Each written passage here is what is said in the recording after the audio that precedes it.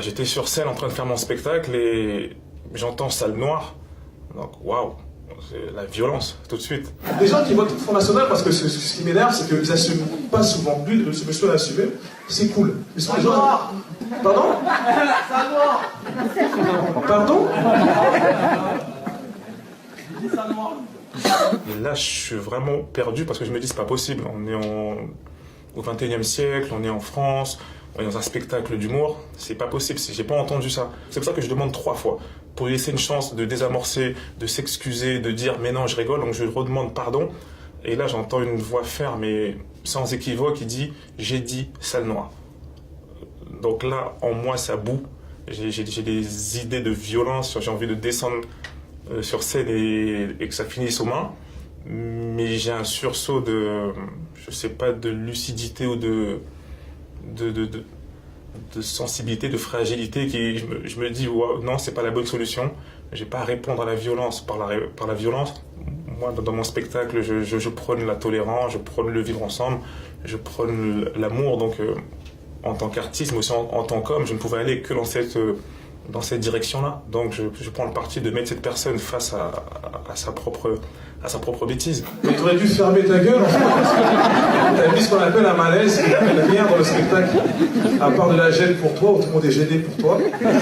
Et tu te dis, j'aurais dû me taire, en fait. Les gens ont ri, peut-être pensant que c'était un complice, tellement c'était gros. C'est inimaginable qu'aujourd'hui quelqu'un puisse se lever et dire salle noire dans l'impunité totale devant tout le monde. Quand j'ai vu la vidéo, quand j'ai vu tous les messages de soutien que j'ai reçus, quand j'ai vu les histoires que les gens m'ont racontées, ils m'ont tous dit, t'es quelqu'un de médiatisé, tu ne peux pas laisser passer ça.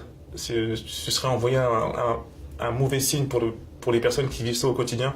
Donc oui, je ne peux pas laisser passer ça et je vais porter plainte. Quand je vois les politiques toute l'année qui parfois divisent, qui parfois cherchent à souffler sur des braises, je me dis là, quand il se passe quelque chose comme ça, j'ai envie aussi d'avoir le soutien des politiques. Il y a beaucoup de racisme en France. On peut pas le nier et il faut le combattre tous ensemble. En fait, le racisme n'est pas une question qui doit intéresser que les Noirs ou que les gens victimes de racisme. C'est une question qui doit intéresser tout le monde. C'est une question d'ordre public. Ça touche toute la France. Le racisme, c'est la peur ou la bêtise ou le manque d'éducation. On ne combat pas le racisme par la violence. Quelqu'un de raciste est souvent quelqu'un d'ignorant, est souvent quelqu'un qui a appris par ses parents, qui a appris par son environnement, qui a mal appris. Donc c'est vraiment un travail qu'on doit faire, mais qui passe par la pédagogie, qui passe par les professeurs, qui passe par les éducateurs, qui passe par l'État, qui passe par les institutions de la République. Nous sommes tous Français. Souvent j'entends des rentre chez toi. Chez moi c'est la France. Je rentrerai nulle part. Je suis en France. C'est un pays multiculturel. C'est notre force. C'est pas une tare d'être différent. Le vivre ensemble, c'est chacun vient avec sa différence. Le vivre ensemble, c'est de ne pas faire semblant de je ne vois plus les couleurs. Pour moi, il n'y a plus de noirs, il n'y a plus de blancs, il n'y a plus de gros, il n'y a plus si. Il y a des gros, il y a des mecs, il y a des roux, il y a des blancs, il y a des noirs, il y a des femmes, il y a des hommes. Pour moi, le vivre ensemble, c'est d'accepter toutes ces différences et de vivre avec ça. Il y a beaucoup plus de Français qui veulent vivre en harmonie avec tout le monde que des racistes. Donc vous ne gagnerez jamais. On partira pas, la différence gagnera, la mixité gagnera. C'est un combat qui prendra le temps que ça prendra, mais les racistes, vous ne gagnerez jamais.